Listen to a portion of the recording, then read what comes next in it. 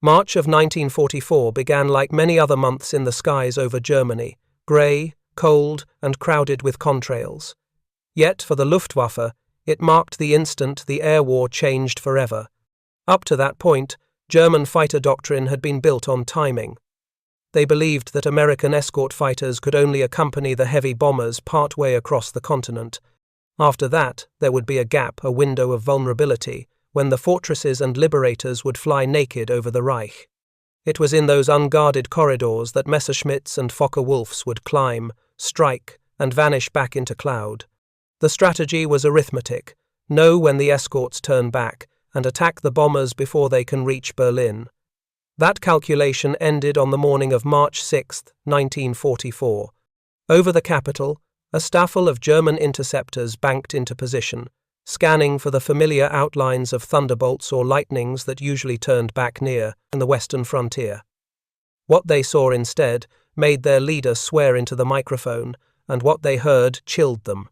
Cutting through the drone of engines came a strange, high-pitched whistle, a sound that seemed to hang in the frozen air. It was not the low growl of a radial engine or the shriek of a dive. It was sharper, cleaner, and coming fast. Moments later, the grey shapes appeared long-nosed, sleek, with a deep belly scoop glinting in the sunlight. The Americans called them Mustangs. To the Germans who faced them for the first time, they looked unlike any fighter they had ever seen. The Focke-Wulf pilots had mocked the early Thunderbolts as fat flying barrels. The Mustang inspired no laughter. It was fast, impossibly fast, and already above them. In that instant, the Luftwaffe's carefully measured timetable collapsed.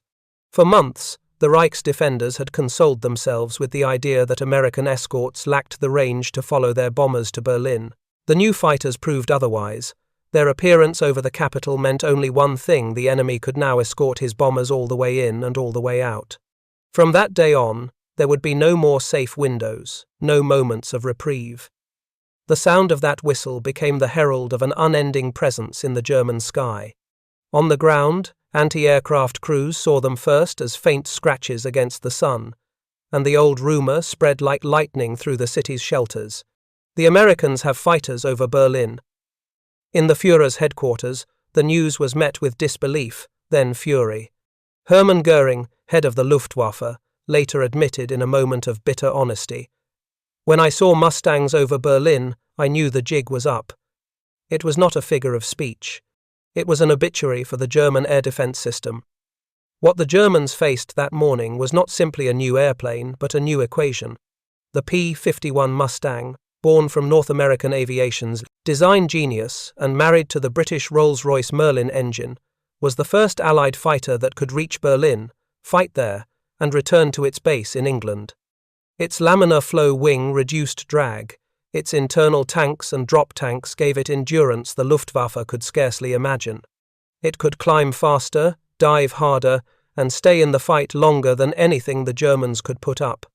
The first escort to Berlin included nearly 700 heavy bombers and more than 800 fighters, half of them Mustangs. At dawn, they crossed the North Sea, the condensation trails knitting into long white braids above the clouds. German radar picked them up near the Rhine and the sirens began to wail.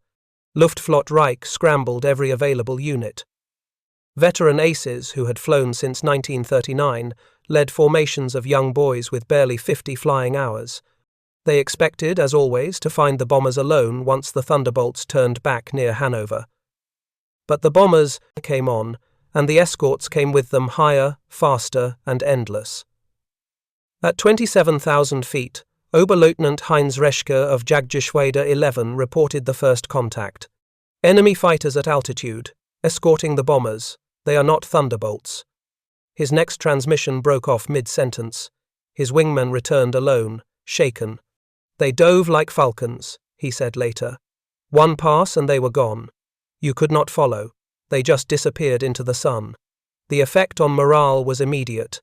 Luftwaffe pilots, once confident that their homeland advantage and radar network would allow them to pick and choose their battles, now found the enemy waiting above them before every climb. The Mustang's whistle, the thin, haunting note produced by air rushing over the gun ports and radiator scoop, became an early warning of death. Pilots later recalled that they could recognize it even through the noise of their own engines. "When you heard that sound," one veteran said, "you knew they were already behind you." For the Americans, the day marked a vindication of strategy. General James Doolittle had recently taken command of the 8th Air Force and issued a simple order that changed the air war. The first duty of the fighter is to destroy German fighters. No longer were the escorts chained to the bombers' wings.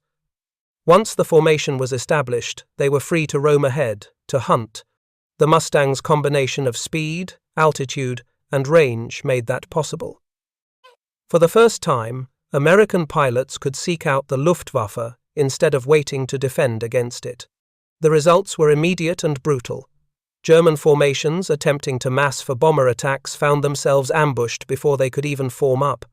Veteran Gruppenkommandeur who had survived years of combat began losing entire squadrons in single sorties. The Luftwaffe's tactics dive, shoot, climb, and escape depended on brief encounters and short fuel loads. Against the Mustangs, there was no escape. The Americans had enough fuel to follow them home. By late afternoon, the Berlin raid was over. Hundreds of bombers had struck their targets, dozens were lost, but the ratio was acceptable. What mattered more was the state of the Luftwaffe. On that single day, nearly 70 German fighters were destroyed, and many more damaged beyond repair.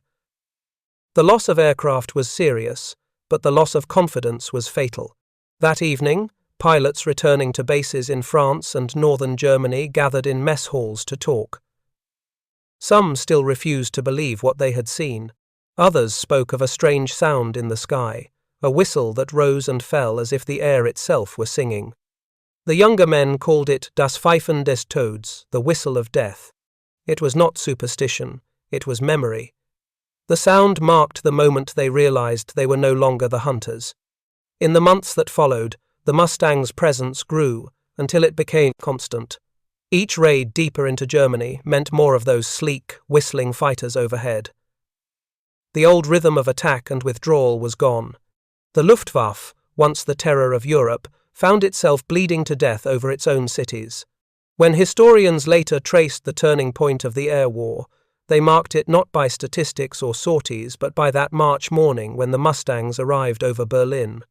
It was the moment when air superiority changed hands not through a single battle, but through the cumulative shock of an unexpected sound, the thin metallic whistle that signaled the arrival of a machine the Germans could not outclimb, outrun, or outlast. From derision to dread in the span of a few heartbeats, the Luftwaffe had met the future in the form of an airplane whose voice could be heard before it was seen.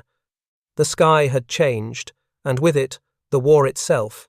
Every warplane has a language, and those who live inside cockpits learn to listen as much as they look. Tone of a supercharger climbing through thin air, the flutter of a control surface under stress, the hiss of slipstream past a canopy. These are not noises, they are sentences. The Mustang spoke in a language no one had heard before, and its first word was a whistle. It was a sound that carried across the clouds, faint but distinct, a strange harmony between power and speed. German pilots who met the P-51 in those early months of 1944 tried to describe it to their superiors. They said it came before the attack, a high metallic sigh that sliced through the hum of their own engines. Some compared it to wind through a keyhole, others to the cry of a hunting bird. Intelligence officers dismissed the reports as imagination until wreckage of shot-down Mustangs was examined. Then they discovered the truth. The sound was not intentional at all. It was born from the very design that made the airplane lethal. The 650 caliber Browning machine guns were mounted, flush in the laminar flow wings, their muzzles recessed and angled slightly downward to minimize drag. At high speed, air rushing over those cavities created resonant tones, much like air blown across the mouth of a bottle. Each gun port sang at a slightly different pitch, and together they produced that ghostly whistle. When the guns were taped over to keep dust and insects out, the tone vanished. When the tape burned away in combat, it returned. The song of the Mustang was an accident of geometry, unplanned, unforgettable. Below the wing, another voice joined the chorus. The great belly scoop, housing the radiator and oil cooler, was shaped with mathematical precision. Engineers had designed it to exploit the Meredith effect, to recover some of the drag energy lost in cooling and turn it back into thrust. At high speed, the air inside that duct compressed and expanded with a faint vibration. Under the right conditions, it too produced a tone, a hollow moan that blended with the higher whistle from the gun ports. Together they formed a sound that was both mechanical and alive. To the men in the Luftwaffe, that sound meant more than aerodynamics. It meant an enemy they could neither outclimb nor outrun. When you heard the whistle, one veteran of Jagdgeschwader 54 said years later, you had already lost surprise. It was above you. It always was. For the first time since 1939, German pilots felt hunted in their own sky. The pilots who flew the Mustang barely noticed the sound. To them it was part of the machine's heartbeat, blending with the steady roar of the Merlin engine, a 12-cylinder, liquid-cooled masterpiece built under license by Packard in Detroit. The engine's supercharger whined at altitude like an electric saw, and the whistle was simply another note in the orchestra. But their opponents heard it differently, amplified by terror and altitude. The sound arrived seconds before the tracer lines, the warning before the kill. In technical briefings, American engineers debated the source of the tone. Some argued that it was purely the gun ports, others believed it was the cooling duct acting as a pipe organ at high dynamic pressure. Test flights at Wright Field confirmed both theories. When the guns were sealed and the scoop adjusted, the tone shifted but never disappeared entirely.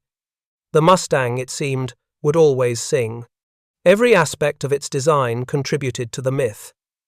The laminar flow wing, thin, elegant, with its maximum thickness moved aft, allowed the airplane to slice through air with minimal drag. Its long legs came from self-sealing tanks in the fuselage and streamlined drop tanks under the wings. Combined, they gave the P-51 a combat radius unheard of at the time, nearly 800 miles, enough to follow bombers to Berlin and back. And its agility came not from lightness, but from harmony between power and control. The Mustang could dive at 500 miles per hour without flutter, pull 4 Gs without compressibility lock, and still recover smoothly. The whistle became part of its legend, a psychological weapon that no one had designed but everyone acknowledged. On the ground, German soldiers claimed they could tell a Mustang from a Thunderbolt or a Spitfire by ear alone. The Spitfire roared. One infantryman wrote in his diary, "The Thunderbolt thundered, but the Mustang whistled, and that was worse. It was the sound of something that could reach you wherever you hid." In propaganda broadcasts, the Reich tried to downplay it. The Völkischer Beobachter printed an article insisting the noise came from poorly maintained engines. Yet German pilots knew better. In the ready rooms, they spoke quietly of the singing death. Younger flyers, sent into combat with less than 100 hours of total flight time, confessed to feeling sick the first time they heard it. Some even fired prematurely, mistaking the whistle for approaching gunfire. Psychologists later studying Luftwaffe combat fatigue found repeated references to das Pfeifen, the whistle, listed among causes of stress. For the Allies, the phenomenon carried a different symbolism. Ground crews in England joked that the Mustang whistled because it was happy. Pilots began to treat it as a kind of signature, a sound that meant the bombers were never alone again. It was like a bugle, one American ace said, announcing we were coming. The whistle preceded triumphs from Berlin to Leipzig, from Schweinfurt to Ploesti. It was the anthem of air supremacy. In later years, historians and restorers would chase that sound with microphones and high-speed cameras, trying to reproduce it in wind tunnels.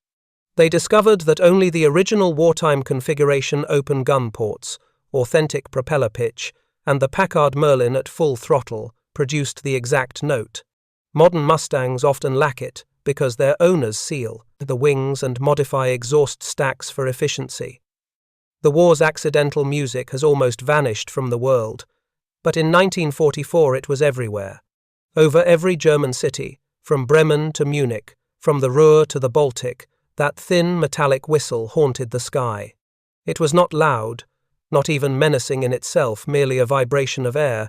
yet it carried the weight of inevitability. Each time the Luftwaffe scrambled, it was there, just beyond hearing, until the moment it rose clear and sharp above the wind. Then the tracers came, and the sky turned white with smoke. That was the anatomy of the Mustang's whistle, part physics, part myth, part prophecy. A sound born of design perfection, transformed by fear into legend. In the end, it became more than noise. It was the voice of a machine that changed the balance of war, a voice that told the world, in one long rising note, that the air now belonged to the Allies. The whistle alone did not win the war. It was only the prelude, a thin, metallic herald announcing the arrival of something far more devastating, an idea made real. The P-51 Mustang was not simply another fighter. It was a strategic instrument disguised as a tactical machine. The physical expression of American industrial logic brought to bear upon a European sky. What made the Germans fear its whistle was not only its tone, but what followed the endless presence of Mustangs where, by all previous calculation, no fighter should have been able to reach. For years, daylight bombing had been a duel fought on unequal terms. The 8th Air Force believed that precision could break an industrial nation. The Luftwaffe believed it could break the bombers before they reached the factories. In 1943, that belief seemed sound. B-17s without escort had been shredded over Schweinfurt and Regensburg, their contrails turning into trails of smoke. The balance appeared stable until range ceased to be a limitation. That change began with engineering. The marriage of the British Rolls-Royce Merlin to the American airframe transformed the Mustang from a promising prototype into a weapon of endurance. Its laminar flow wing and efficient cooling system gave it the speed of a Spitfire and the stamina of a transport. But what mattered most was what hung beneath its wings: the drop tanks. Made of pressed aluminum or sometimes even paper-coated plywood, they extended the Mustang's reach by hundreds of miles. With them, American pilots could escort bombers not merely to the border of the Reich, but to its heart and back again. In January of 1944, Lieutenant General James Doolittle took command of the 8th Air Force's fighters. His order was short, almost casual, but it rewrote the entire grammar of aerial war. The first duty of the fighter is to destroy German fighters. That single sentence freed the escorts from the bombers' wings. They were no longer leashed, protectors but predators, unleashed to hunt ahead of the bomber stream. This new doctrine, coupled with the Mustang's range, turned the skies into a trap. The Germans never saw it coming. Their radar stations could track the bomber formations easily enough, and their controllers could vector interceptors into position with precision. But they could not see the fighters waiting above and behind, silent until the last moment. When the Mustangs dove, the whistle was often the first and last warning. Luftwaffe formations attempting to assemble for coordinated attacks found themselves broken apart before they could even form. Veteran commanders described the new pattern with growing despair. "We try to climb, they are already there." The psychological effect was as important as the physical destruction. For the first time, the defenders of the Reich began to feel hunted. Before the arrival of the long-range escorts, German pilots had dictated when and where to fight. Now the balance reversed. Mustangs roamed across Western Europe in Freie-Jagd-free hunt operations, strafing airfields, railway yards, and even parked aircraft hundreds of kilometers from the front. Pilots who once took off confident of surprise now worried about surviving takeoff itself. The transformation was visible in statistics. Within 6 months of Doolittle's directive, the Luftwaffe lost more than half its experienced fighter strength. Replacement pilots, often teenagers with fewer than 100 flight hours, were thrown into combat against opponents who had logged twice that time in training alone. The Mustang's whistle became part of their education, the sound that preceded sudden death. One surviving diary from a young Fokker-Wulf pilot describes it in 3 words. "The whistling comes." Nothing more was needed. Tactically, the Mustang's design fit Doolittle's vision perfectly. It could dive faster than any German fighter, climb nearly as well as the best of them, and fight effectively at any altitude. Its 650 caliber guns, synchronized and harmonized to converge at 300 yards, created a zone of destruction that could rip a twin-engine aircraft apart in seconds. Unlike cannon-armed German fighters with limited ammunition, the Mustang could sustain fire for half a minute, an eternity in air combat. The strategy was simple. Attack from altitude, one pass, full deflection burst, climb away. Boom and zoom, the pilots called it, and it worked. The Germans tried to adapt. They organized heavily armored Sturmgruppen of Fokker-Wulfs to charge bomber formations head-on, trusting armor to carry them through defensive fire. But without a clean window between escort turns, those assaults became massacres. The Mustangs tore into them before they could line up, and the Luftwaffe's most experienced units bled out in daylight. By spring, even the aces who had once laughed at American fighters spoke with respect tinged by fatalism. "They are everywhere," one wrote. "Their engines never stop." Behind every sortie was an industrial rhythm that no European nation could match. American factories in Inglewood, Dallas, and Chicago turned out Mustangs faster than German plants could replace their losses. Spare parts traveled in convoys across the Atlantic. Mechanics swapped engines in hours, wings in a day. Every time a Mustang went down, another took off.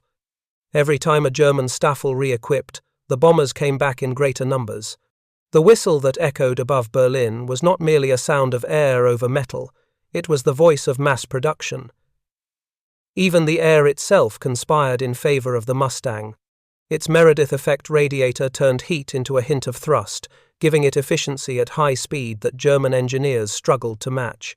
Its two-stage supercharger let it breathe easily at 30,000 feet, where the Luftwaffe's piston engines gasped thin air. At those altitudes, the Americans owned the stratosphere. The Germans could dive away, but they could not climb to safety. By summer, the shift was complete. The whistle had become part of daily life in occupied Europe. Soldiers heard it above Normandy's beaches, tank crews over the Ardennes, civilians in the burning cities of Saxony. It was the overture of defeat, a warning that nowhere in daylight was safe. For the pilots who flew it, the sound meant something else: assurance. Lieutenant Colonel John Meyer, of the 352nd Fighter Group, described hearing his own Mustang's song as the note of freedom. It told him his aircraft was clean, fast, and alive. The Germans heard doom, the Americans heard efficiency.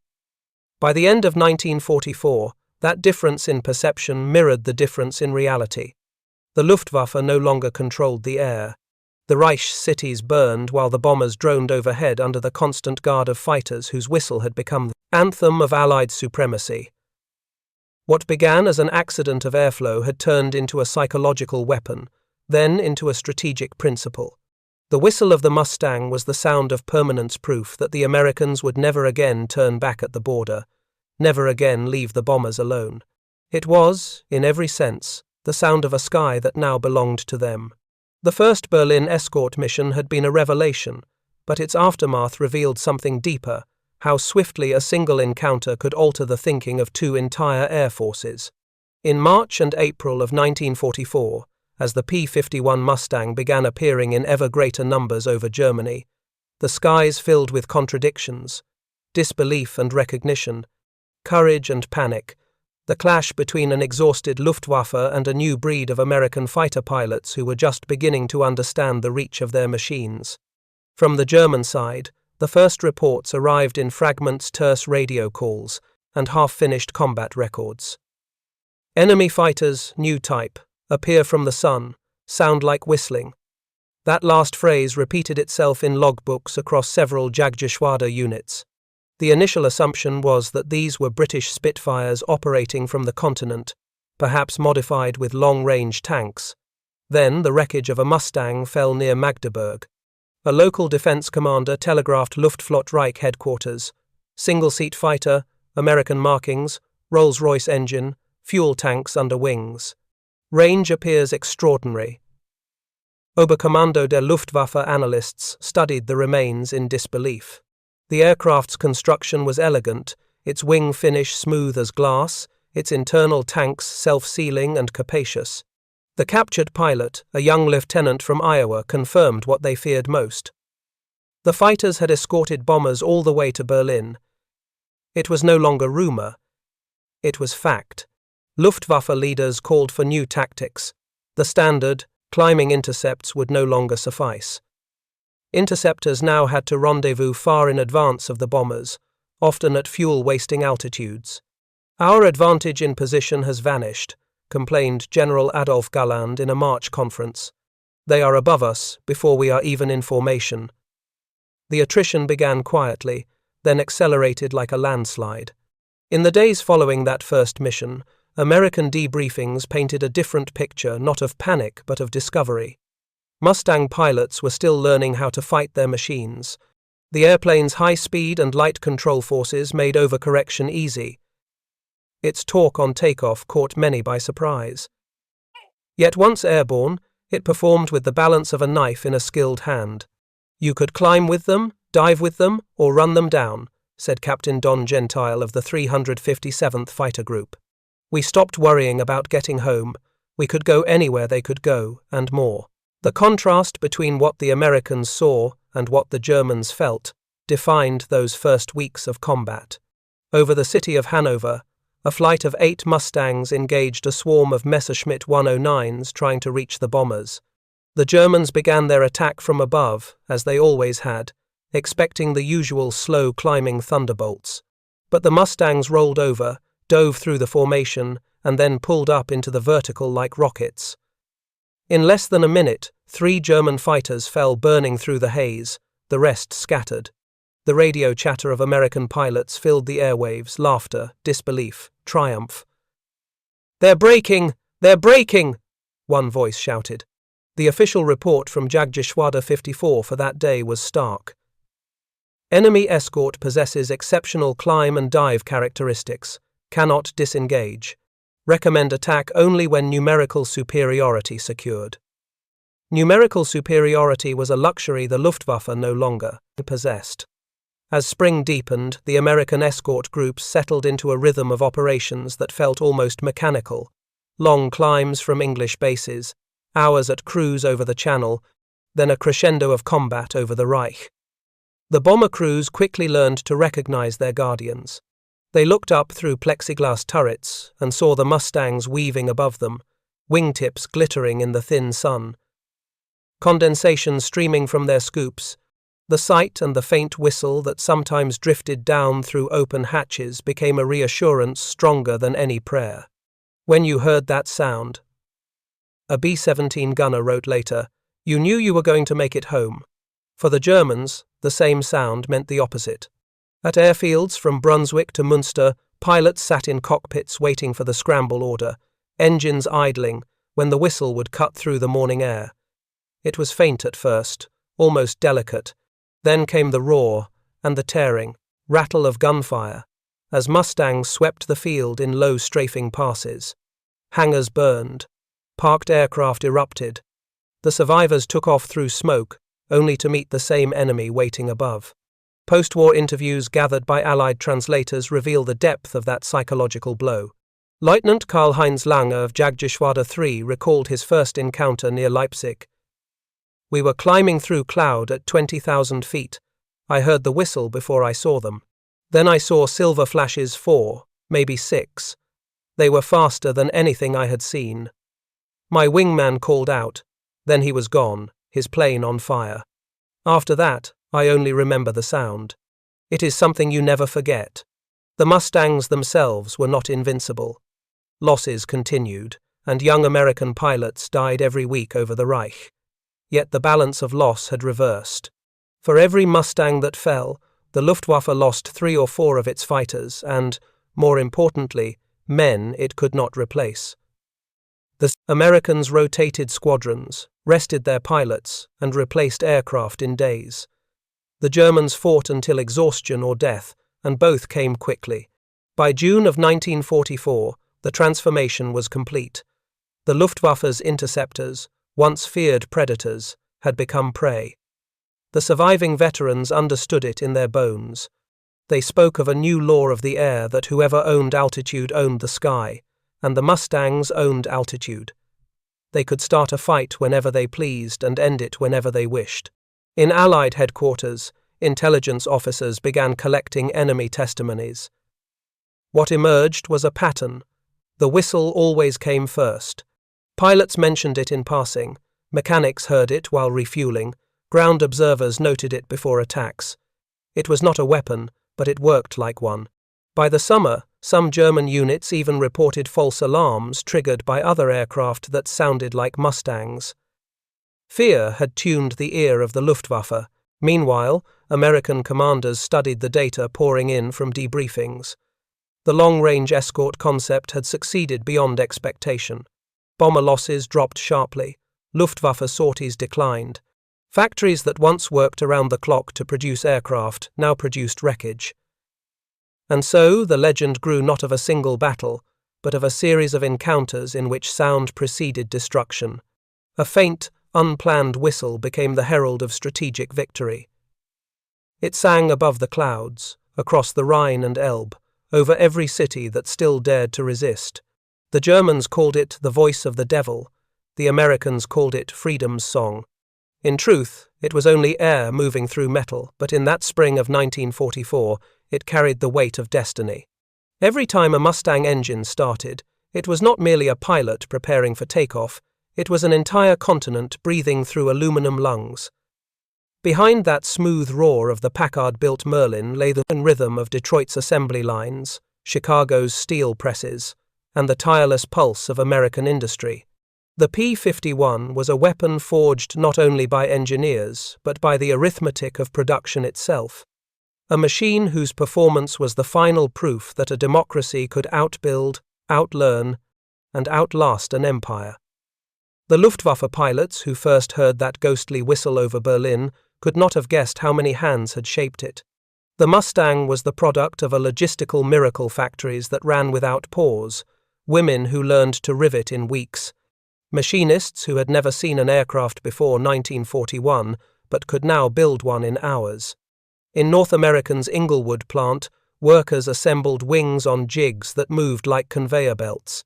In Dallas, engines arrived from Packard's Detroit line already test-run and certified. Even the drop tanks that gave the Mustang its long reach were built in cereal box factories, pressed from laminated paper, coated with pitch.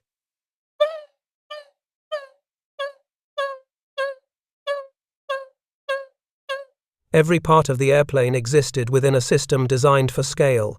The Mustang's laminar flow wing, with its skin so smooth it had to be handled with gloves, demanded exact manufacturing tolerances, and yet the United States built thousands. The airframe's balance between simplicity and sophistication was deliberate. Fewer rivet types, interchangeable panels, standardized fittings, all of it meant that one worker could replace another, one factory could mirror the next. War had become a mathematics problem, and the Americans solved it with production lines. German engineers, no less brilliant, worked in a nation already strangled by shortages. Aluminum was rationed, fuel was scarce, and power stations lay in ruins. Factories that once turned out Messerschmitts now fought simply to keep lights burning. The Luftwaffe's technical officers studied captured Mustangs and noted, with weary admiration, the abundance they represented the flawless machine, finish, the electric gun heaters, the spare radios, the self-sealing tanks filled with high-octane fuel. Each one, wrote a German report in late 1944, is worth 3 of ours, and they build 10 for every one we finish. Inside the cockpit, that industrial logic translated into confidence.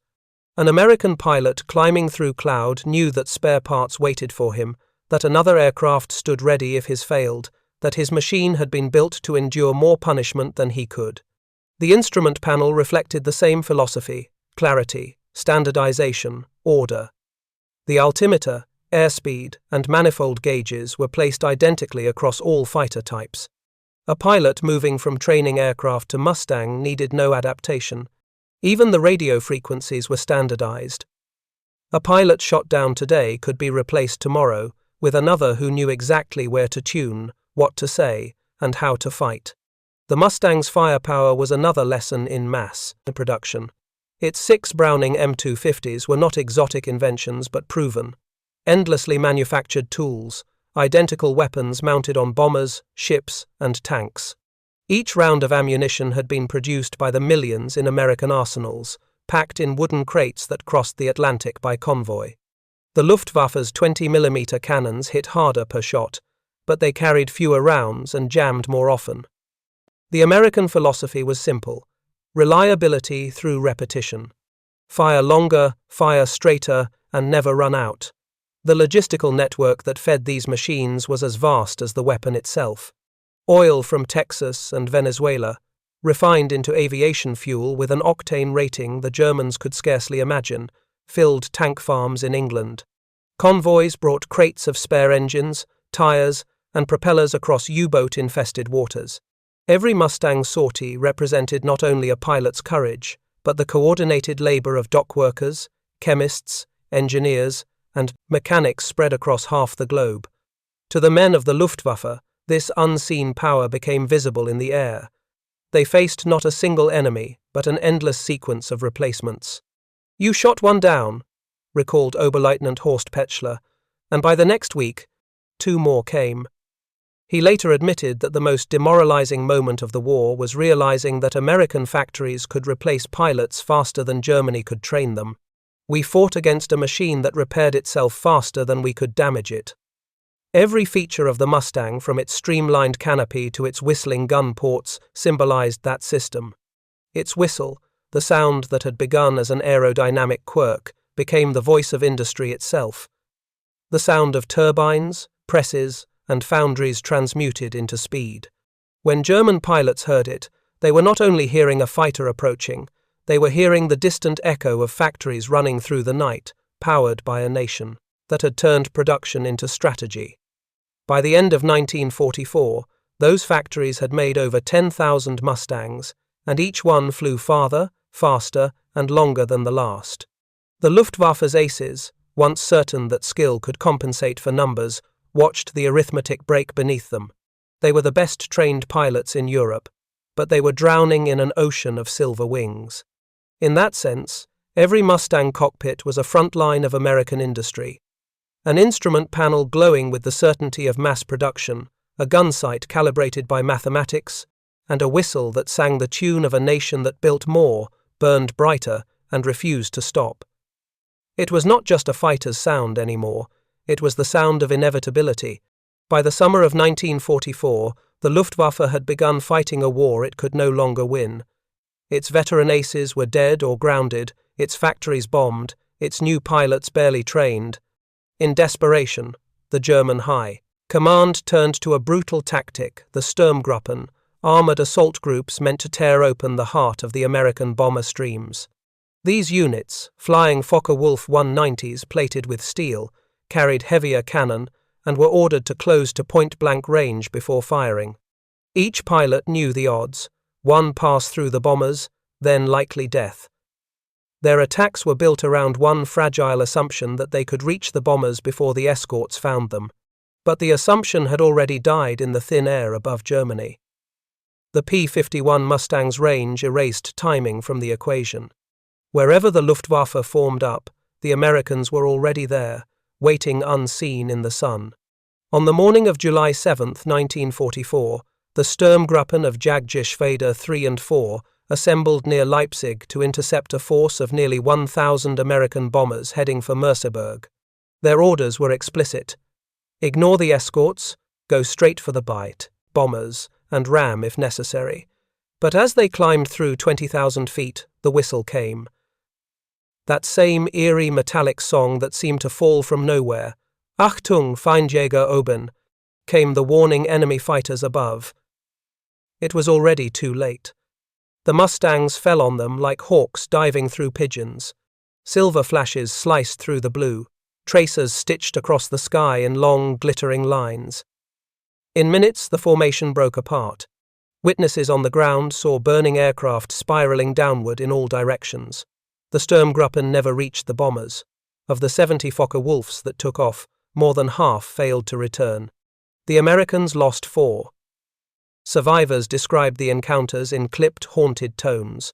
One pilot from Jagdgeschwader 4 wrote, "We flew armored coffins. They came from above, unseen, and the first sign was the whistle, a rising note like steam escaping. then the hammering of guns. No one could look behind in time. The whistle had become the soundtrack of collapse. It was more than a sound. It was a warning that altitude and surprise, the twin pillars of fighter combat, no longer belonged to Germany. The Mustang's high-altitude power, drawn from its two-stage supercharger, let it cruise above 30,000 feet with ease. German fighters gasped for oxygen there, their engines losing power as the Americans still climbed. To every Luftwaffe pilot, that altitude difference meant life or death. The Americans turned it into a doctrine. Always be higher. 1/8th Air Force Manual read. Height is life. The Mustang, light yet strong, could build energy through long dives, then climb back to the thin, safe air where the enemy dared not follow. In this vertical battlefield, the whistle became a compass. If you heard it above you, death was coming from the sun. When the Luftwaffe tried to mass its interceptors for concentrated attacks, the Americans answered with fighter sweeps, independent patrols that roamed ahead of the bombers, hunting any formation before it could form. These missions, known as rodeos or ramrods, turned the P-51 into both sword and shield. By the time the bombers reached their targets, the defenders were already scattered or destroyed. Psychologically, the effect was catastrophic. Pilots who had once flown with swagger now spoke of dread. Medical officers began recording cases of Jägerangst fighters' anxiety, a fatigue so deep it paralyzed decision-making. Even experienced aces began freezing at the first glimpse of contrails, or at the faintest echo of that whistling approach. It sounded like boiling water, one pilot said after the war, and it boiled the nerves out of you. Ground crews suffered the same terror. Airfields that once buzzed with precision now operated in fear of strafing raids. Mustangs attacked at dawn and dusk, when the glare made them invisible until the whistle cut through the blaze. Quiet. Mechanics worked in trenches beside hangars, listening for that note. When it came, they dove for cover before they saw the planes. The Sturmgruppen concept born from desperation ended in ruin. By autumn, the armoured assault units had been wiped out. They could no longer close with the bombers. They rarely even saw them. Instead, they died in the climbs, their formations shattered by the escorts that never turned back. In Allied reports, the numbers told the same story. Between June and September, Luftwaffe losses averaged more than 1,000 fighters per month. The 8th Air Force's bomber losses dropped by nearly half. Every day, the sound of Mustangs filled the sky above the Ruhr, Hanover, and Berlin, a thin metallic wail that seemed to mock the silence left by German radio calls that would never come. By the end of 1944, the German pilots who survived no longer laughed at the ungainly American fighters. They spoke of the Mustangs with the quiet respect reserved for natural disasters. They could be heard before they were seen, and once they appeared, there was no escape. The whistle that began as an accident of aerodynamics had become the voice of inevitability. When the war was over, and pilots on both sides met again at reunions and airshows, they spoke of that sound more than any other memory. Some compared it to the thunder of artillery, others to the wail of incoming shells. But the truth was simpler.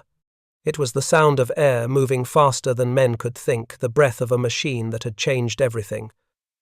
For the men of the Luftwaffe, it was the song of defeat. For the men in the P-51's, it was the sound of a mission complete. In that whistle, faint and rising, lay the echo of a dying empire, and the proof that industrial might, discipline, and endurance could conquer even the most skilled of foes. The Sturmgruppen had gone to meet the bombers and met the whistle instead. 1944. The sky over Germany had become a battlefield measured in sound. The air war that had once been fought in furious bursts of cannon fire and radio chatter now began with a far subtler signal, the low, rising whistle of the Mustang's approach. Over Berlin, it was a sound that carried through the bomb-shaken air like an omen. The capital, once untouchable, now lived under the constant shadow of contrails. The first time the citizens of Berlin saw the P-51's over their city, they assumed they were bombers. The silver shapes glinted in the sun, crossing the sky in perfect formation. Then came the sound, a sharp metallic keening that cut through the noise of flak bursts. It was not the drone of engines, but something higher, almost unnatural. Windows trembled, birds scattered from rooftops. Children pointed upward in terror.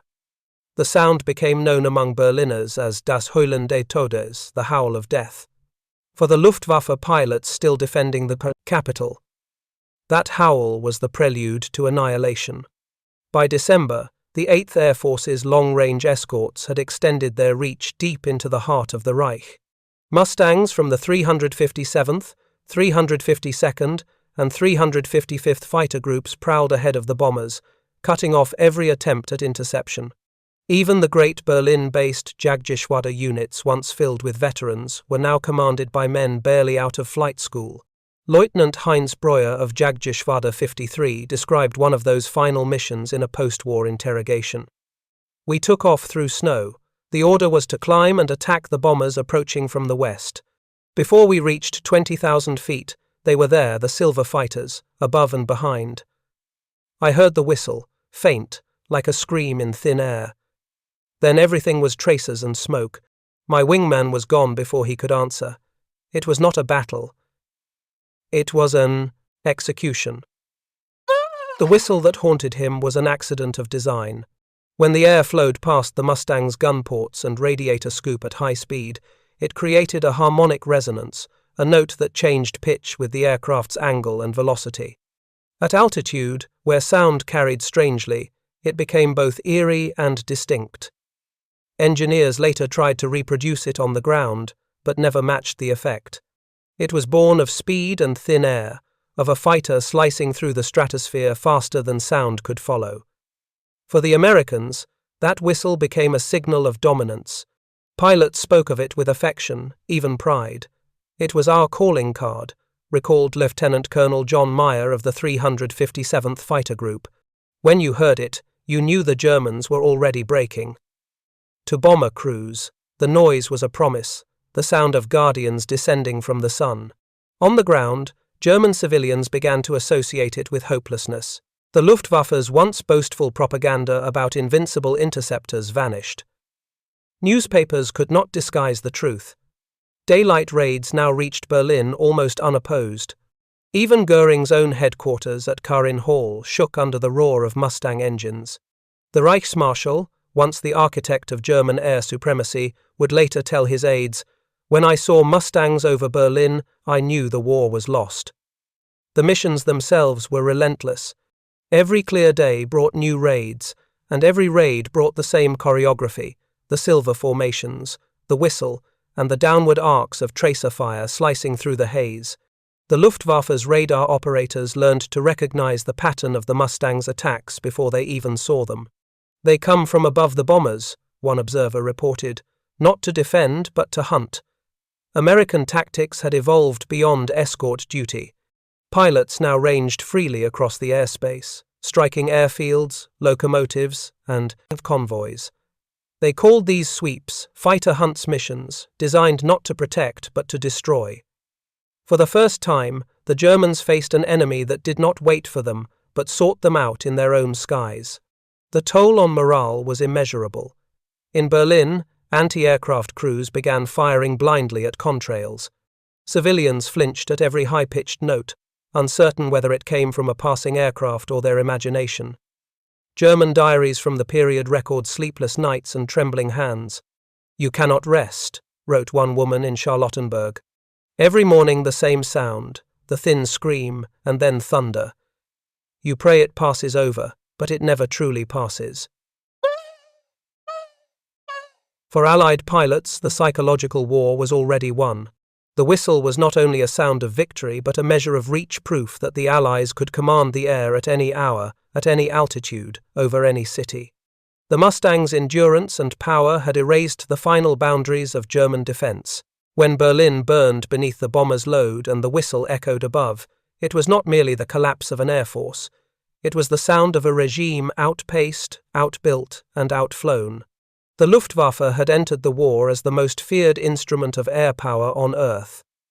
It ended as smoke on the horizon, chased by the haunting music of the Mustang. By March of 1945, the whistle had become a requiem. It sang over ruins, over empty airfields, over the rivers of refugees fleeing west. It was the last sound many German pilots ever heard, and the first note of the new world that would rise from the ashes. By April of 1945, the air war over Europe had ceased to be a contest. It was a ritual, one side performing the motions of defense, the other sealing a victory already written in the factories of Detroit, Dallas, and Inglewood.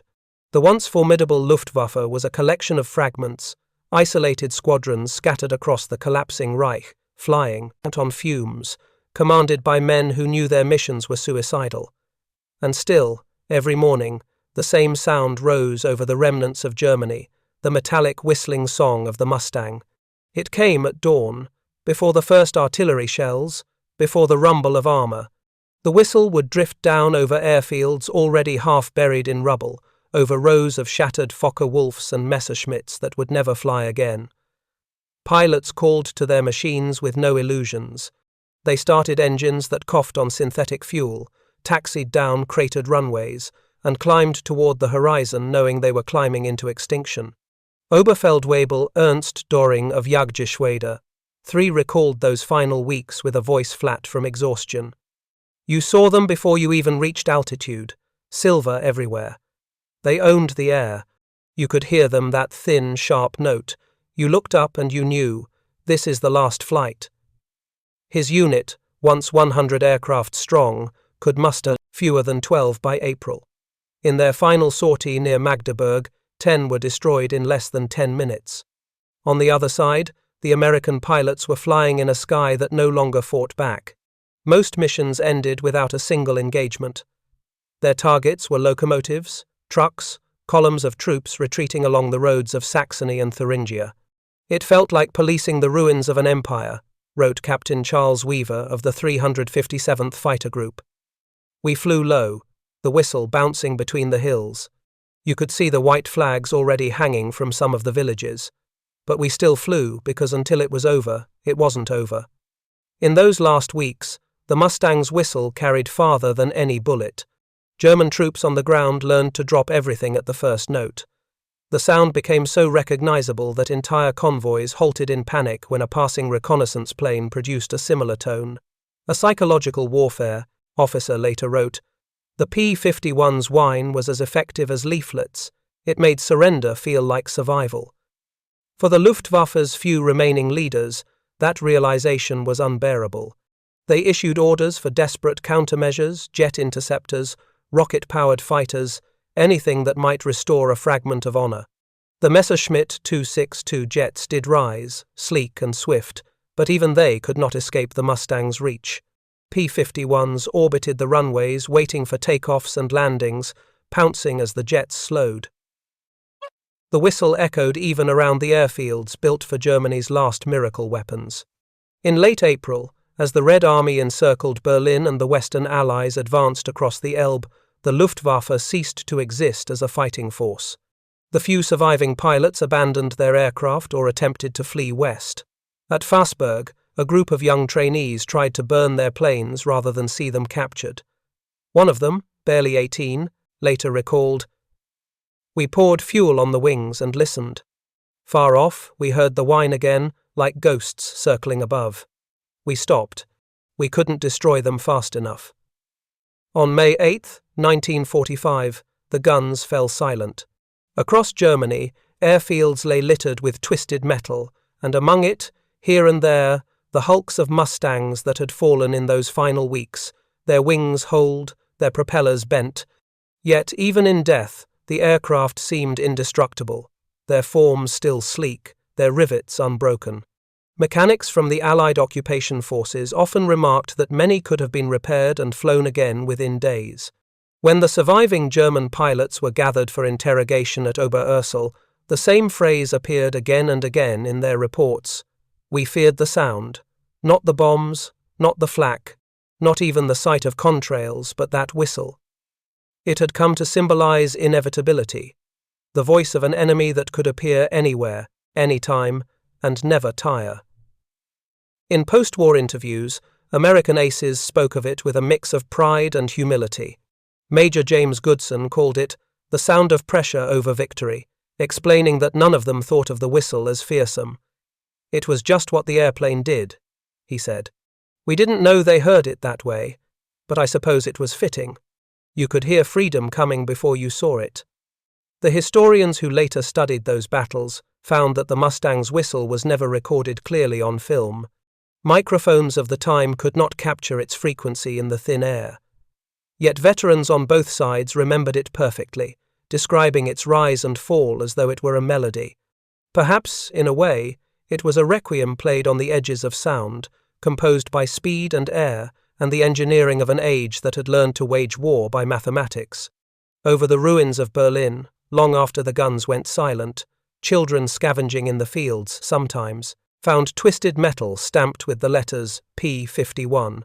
When they threw the shards into the wind, some swore they could still hear it, that faint, haunting whistle of the machine that had ruled the sky and ended the laughter of those who once believed they owned it.